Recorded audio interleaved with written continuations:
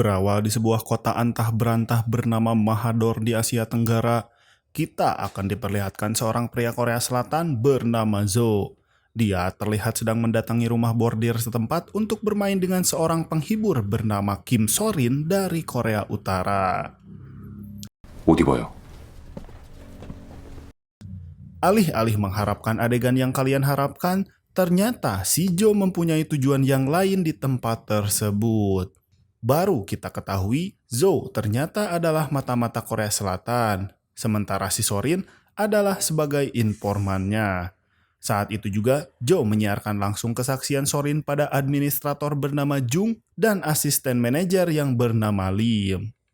정말 오늘 나갈 수 있습니까? Sorin mengisahkan jika dia bekerja di sebuah restoran di kawasan Pradipos, Rusia, dia pun dipaksa menjadi pejuang devisa oleh negaranya sendiri. Namun pada suatu ketika, pihak konsulat tiba-tiba saja mendeportasinya.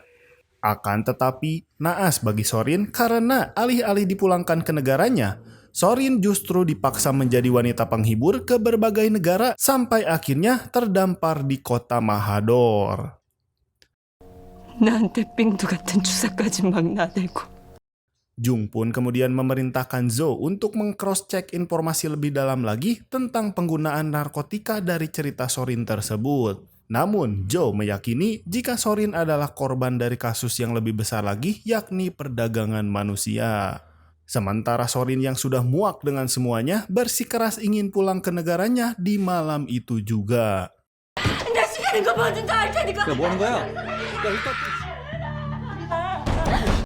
Sadar bahwa Sorin berteriak aneh, si aki-aki boncel ini dan anak buahnya menyadari ada yang tak beres. Get out! Get out! Untuk menenangkan Sorin, si aki-aki boncel ini pun hendak menyuntikkan narkotika berdosis tinggi kepada si Sorin. Melihat kejadian itu terjadi di depan matanya, tak peduli dengan penyamarannya, Jo lebih memilih membantu Sorin dan inilah yang terjadi.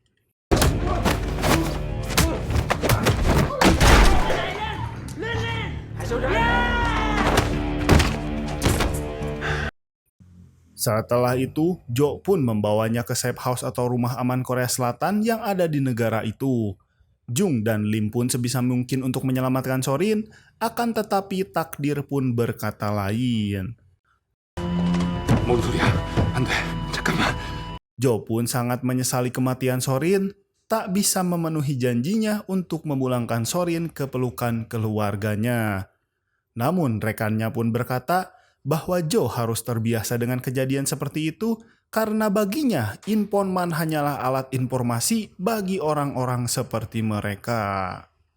Kisah pun berlanjut di Korea Selatan, lebih tepatnya di kantor Badan Intelijen Korsel, di mana Jung melaporkan kepada Kepala Badan Intelijen tentang peredaran narkotika yang terjadi di Korea Selatan, Korea Utara, dan juga di negara-negara sekitarnya. Jung pun menduga Rusialah yang menjadi dalang penyebarannya. Namun, Jo mengungkapkan dugaannya bahwa mafia Rusia bernama Alexei yang mengedarkan narkotika tersebut terkait pula dengan kasus perdagangan manusia. Jo pun kemudian meyakini jika kejahatan tersebut melibatkan konsulat Korea Utara yang ada di Rusia. Maka untuk membuktikan dugaannya, Jo pun dikirim menuju Vladivosto, Rusia, kawasan yang sama dengan tempat Sorin pernah bekerja. Здравствуйте. Ваше отчество?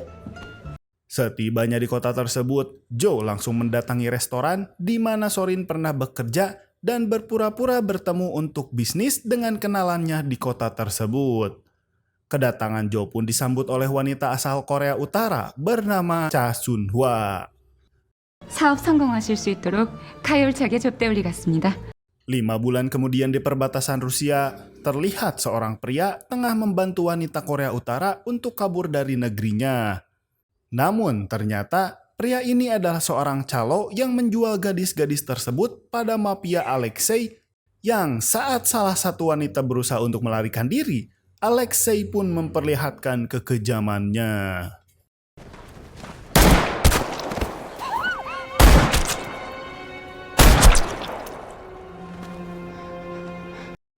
Dari sini terungkap pula lah jika si konsulat Korea Utara lah yang menjadi sumber peredaran narkotika, sekaligus juga menjadi dalang utama dalam perdagangan manusia. Tapi nasib si calo itu pun berakhir malam itu juga setelah petugas keamanan Korea Utara bernama Pak Gun datang ke kota tersebut dan menunggu kedatangannya di apartemen.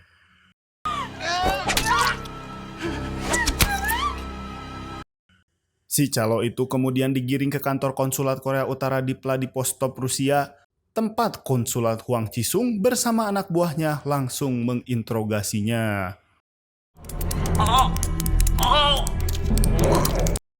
Kedatangan Pak Gun sebenarnya bertujuan menyelidiki dugaan keterlibatan konsulat dalam perdagangan manusia. Setelah interogasi, Hwang Chi-sung menjamu Pak Gun di restoran Arirang. Restoran yang sama yang pernah dikunjungi Zo 5 bulan sebelumnya. Mereka pun disambut oleh salah satu karyawannya bernama Sun Hwa yang ternyata sudah saling mengenal dengan Pak Gun. 음식 다 나왔습니다. 맛있게 드십시오. 좋은 사연이 있으신 것 같소. Namun ketenangan itu terganggu ketika anak buah konsulat memberikan kabar bahwa si calo telah mengakhiri hidupnya setelah menulis surat pengakuan. Pak Gun pun di sana semakin curiga ketika seorang anak buah konsulat bernama Gemte mengatakan bahwa calo itu juga merusak kamera rekaman interogasi dan alat penyadap milik Pak Gun. Hal ini membuat Pak Gun yakin ada seorang konsulat yang terlibat dalam narkotika dan perdagangan manusia. Tetapi apalah daya, ia belum memiliki bukti tersebut. Di siang itu, Sun Hwa melayani pengusaha Rusia, kenalan si Jo, di mana Sun Hwa akan memberikan pelayanan ekstra pada pengusaha tersebut di sebuah hotel di sekitarnya. Namun rupa-rupanya, semua itu adalah metode Zo untuk menemui Sun Hwa secara rahasia. Disinilah terungkap jika sudah beberapa bulan ini Jo membujuk Sun Hwa agar bersedia untuk menjadi informannya. Yang setelah Jo mengiming-imingi Sun Hwa dengan pengobatan kanker ibu Sun Hwa di rumah sakit besar di Korea Selatan, Sun Hwa pada akhirnya bersedia untuk menjadi informannya.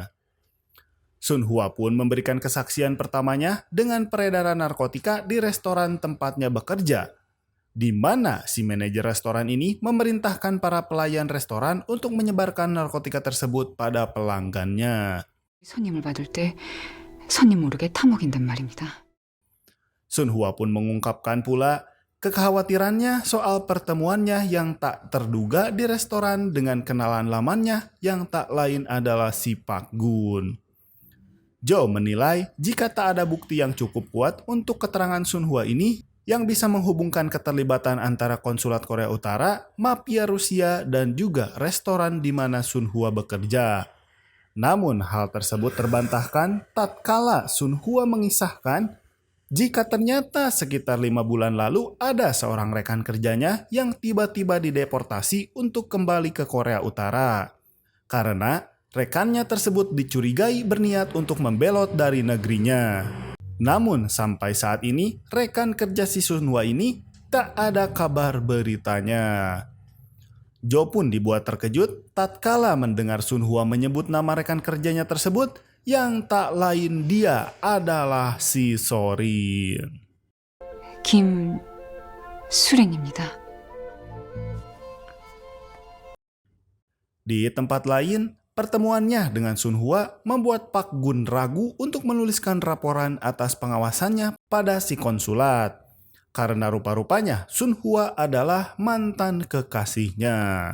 Pertemuan mereka pun diawasi oleh anak buah konsulat yang diperintahkan untuk membuntuti Pak Gun, sehingga fakta Sun Hwa yang pernah menjadi kekasih Pak Gun pada akhirnya diketahui oleh mereka. Namun nampaknya Sun Hwa tak senang dengan Pak Gun yang kembali hadir dalam hidupnya.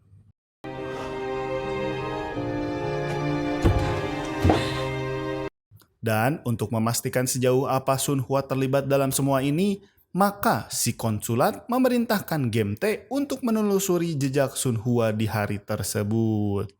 Pertemuan Pak Gun dengan Sun Hwa pun diketahui pula oleh Jo dan juga Lim.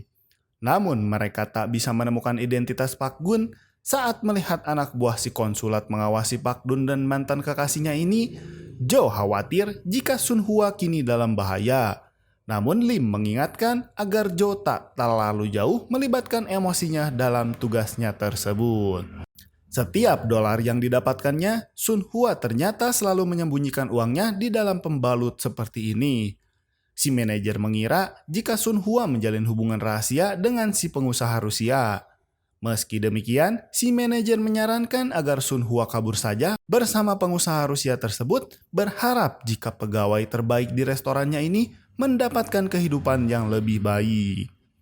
캄보디아에서 지배인 하던 내 친구 직원 하나도 Si konsulat mengungkapkan bukti pertemuannya antara Sun Hua dan mata-mata Korea Selatan, dan si konsulat pun yakin betul jika Sun Hua berencana untuk membelot dari Korea Utara. Maka saat itu juga, si konsulat mengerahkan pasukannya untuk menggeledah asrama pelayan restoran Arirang. Disinilah terungkap sudah semua rahasia yang Sun Hua sembunyikan selama ini. Saat itu, Pak Gun berpura-pura menggeledah mantan kekasihnya seraya berbisik pada Sun Hua agar berpura-pura mengaku sebagai informan rahasianya. Namun Sun Hua menolak tawaran tersebut. 당신은 여전하군요. Kedatangan pasukan konsulat di restoran Arirang terpantau pula oleh si Jo yang tak ingin kehilangan informannya untuk kedua kalinya. Maka saat itu juga Jo bermaksud untuk membuntuti kemanapun Sun Hua pergi. Di sisi lain, Sun Hua sendiri saat ini dibawa ke kantor konsulat untuk menjalani serangkaian interogasi dan diminta untuk menceritakan riwayat hidupnya berkali-kali. Dari sinilah terungkap alasan kandasnya hubungan Sun Hua dengan si Pak Gun. Usut punya usut, ayah Sun Hua ternyata terpaksa menjadi penyeludup berbagai barang ilegal ke Cina agar bisa membiayai pengobatan kanker ibu Sun Hua. Namun Pak Gun yang mengutamakan tugas negaranya, dengan tangan sendirinya lah Pak Gun menjebloskan ayah Sun Hua ke dalam penjara. Sejak saat itulah hubungan Pak Gun dan Sun Hua berakhir, yang terpaksa pula membuat Sun Hua mencari uang di kota tersebut. 틀림없는 사실입니다. Sementara itu, Jo yang diam-diam mengikuti Sun Hua berhasil mendapatkan bukti kuat bahwa konsulat Korea Utara bekerja sama dengan mafia Alexei. Namun karena cintanya, ia tetap untuk menyelamatkan si Sun Hua. Di sisi lain, Pak Gun melacak persembunyian mata-mata Korea Selatan dan menemukan Lim yang sedang berjaga sendirian. Ia sempat berniat membunuh mereka, tetapi niat itu tertunda setelah Jo menghubunginya dan memberitahu bahwa Sun Hua sedang dibawa ke markas mafia Rusia sekaligus mengirim bukti keterlibatan si konsulat.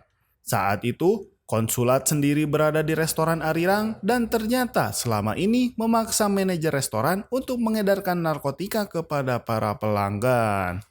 Dan kali ini si konsulat berencana untuk membuat bukti palsu guna memfitnah Pak Gun sebagai pembelot dengan memperalat si manajer restoran. Sementara itu, di markas si mafia, Sun Hua saat ini sedang dipersiapkan untuk menjadi salah satu komoditi terbaik Alexei yang akan segera dijual sebagai wanita penghibur. Di lain pihak, Pak Gun segera menuju lokasi yang diberikan oleh Jo yang tanpa disadari Gemte diam-diam mengikutinya. Sadar jika waktunya sangat singkat, demi keselamatan Sun Hua, Jo memasuki markas mafia Rusia seorang diri tanpa ragu membantai satu persatu mafia yang muncul di hadapannya.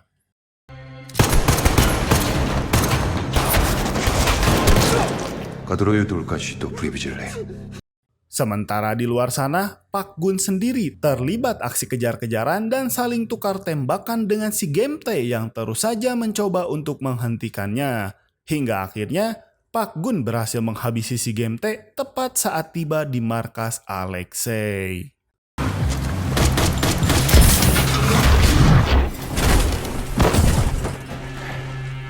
Tak diam saja, Sun Hua pun berusaha pula untuk melakukan perlawanan, di mana momen tersebut dimanfaatkan betul oleh si Jo untuk memasuki markas Alexei lebih dalam lagi.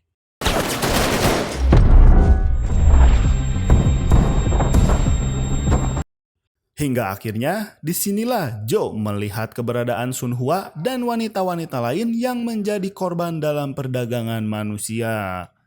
Semakin dekat dengan segembong mafia, semakin sulit pula lawan yang harus Jo hadapi, yang saat Jo semakin terdesak, inilah yang terjadi.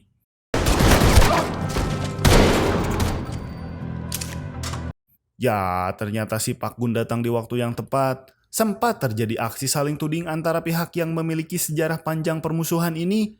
Namun saat mereka sama-sama menyadari jika mereka punya tujuan yang sama, untuk sementara mereka melupakan patriotisme dalam diri mereka. Kini hanya tinggal menyisakan Alexei sebagai raja terakhirnya. Mereka pun sama-sama kehabisan amunisi, maka mereka mengucapkan salam olahraga.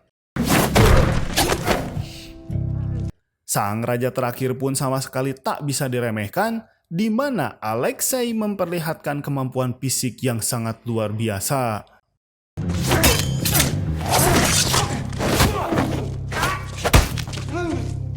Namun untungnya, kehadiran Sun Hua memberi sedikit pembeda yang saat Pak Gun nyaris dihabisinya, tiba-tiba